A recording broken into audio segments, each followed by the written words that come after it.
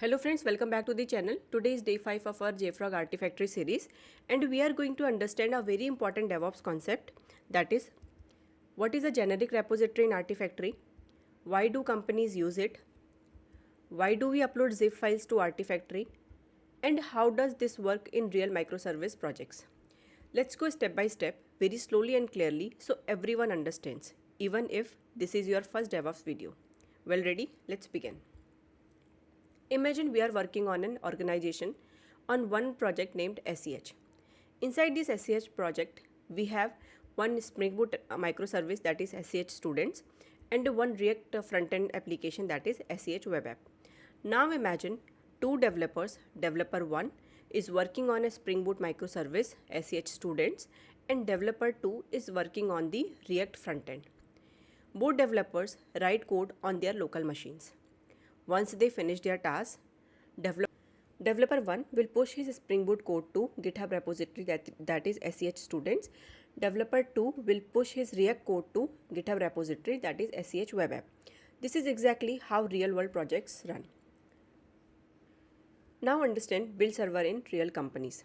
In most companies, every project has one dedicated build server. For example, SEH project is having one Linux based build server, that is LX SEH India 001. So all microservices and front-end applications are built here. From this build server, we perform the deployment in different environments.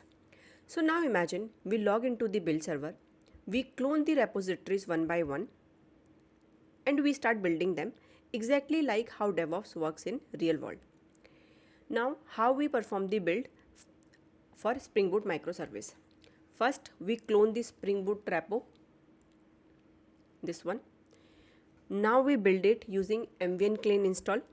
When you run this command, Maven downloads dependencies, compiles the code, runs the test cases if any. At the end, it generates an artifact, that is SEH students 001-release.jar in our case. This jar file is a binary output of Spring Boot application. Now let's understand how to build the React front-end application. So first, just like we did for backend, we clone the React application using git clone command. Once the application is cloned, the very first step is to install all the dependencies listed inside the package.json file. And for that, we simply run npm install. Here, npm is the package manager used for Node.js and React applications. It reads the package.json and it downloads everything required for the project to run. Now let's build the application. To build the application, we execute npm run build. What actually happens here? The command npm run build doesn't do magic by itself. It simply reads whatever is written under the build script inside the package.json. For example, here in our package.json, build is React scripts build. So when we type npm run build, it is internally calling React scripts build. And this creates a fully optimized production ready bundle for our React application. And after the build finishes, it creates a folder named build. Inside this build folder, we will see index.html, static.js, static CSS, compressed files, minified JavaScript and CSS. Basically everything that your user will eventually see on the browser comes from this folder only. So one very important point, React or Node applications do not generate .jar, .war, .zip or any binary package. The final output is simply a folder containing HTML, CSS, JS and other static assets. So now we have two different outputs. Spring Boot produces a jar file, for example SEH students 001-release.jar for our SEH students Spring Boot application, and React produces a build directory. So these two applications produce completely different types of artifacts. So now we understand that different microservices written in different languages create different executables, artifacts or binaries. A Spring Boot application creates .jar, a React application creates a build directory because Node or React does not have packaging logic like Java. But the company wants one standard. One upload format, one download format, one deploy format and one rollback format. Let's understand this very easily. How do we perform the deployment for Spring Boot application?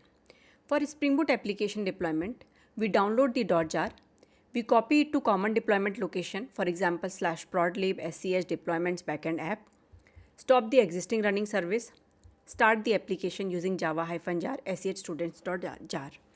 Consolidate all these deployment related steps in one sh file, that is app-deployment.sh.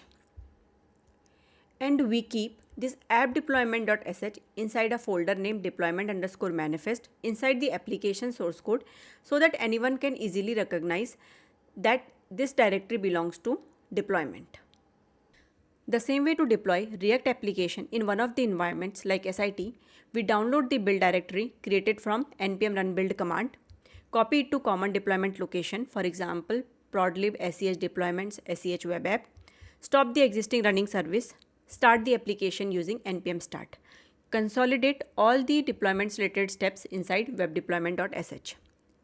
Just like the backend, we keep web-deployment.sh under deployment manifest folder inside our source code, and we can push it to GitHub repository along with the code. Now what happens if we use multiple repo types? If I create one Maven local repo for Java artifacts, one npm repo for React build output, one generic repo for Spring Boot deploy scripts, one generic repo for React deploy scripts, we will end up maintaining 4 different Artifactory repositories. This becomes unnecessary overhead. That's why some organizations keep it very simple. One microservice, one Artifactory repository using a generic local repo in JFrog. Now let's understand what is a generic local repo in JFrog. Well, a generic repository is used for miscellaneous files like build outputs, deployment scripts, or any binaries that do not fit into a standard package format. So let's understand this with our example. Inside our organization's network, we have a project named SEH. On the build server, LXSEH India 001. For the Spring Boot application, SEH students, we generated SEH students.jar. We also created deployment manifest.zip, which includes app-deployment.sh.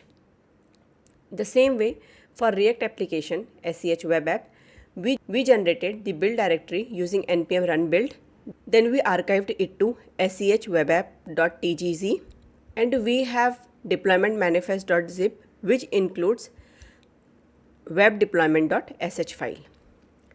Now we need to store them in Artifactory. Inside our internal network itself, this SEH network itself, we have JFrog Artifactory. There we created a single SEH generic repo. Inside this one generic repo, we can store the Spring Boot jar plus deployment manifest. The same way for React application SEH web app, we have deployment manifest, which contains our web deployment.sh, which will be required for deployment, and shewebapp.tgz, which contains our build package. So here is the mapping. This way everything goes into one place. So inside the generic repo, both applications follow the same folder structure. Both have the same naming convention pattern. See, SEH students, SEH web app, then release, then version number, and then deployment manifest.zip, and respective deployment.sh file, and the package. So the mapping is clean and straightforward. Developers, testers, and DevOps teams know what exactly where to find artifacts and deployment scripts. So this creates a clear one-on-one mapping.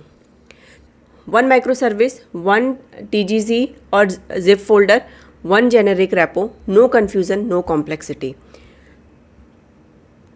So in the next video, we will see how to create a generic repo in Artifactory and how to push zip and TGZ files into it. Thanks for watching. If you really found this helpful, don't forget to like and subscribe. Stay tuned for the next video to learn more in DevOps.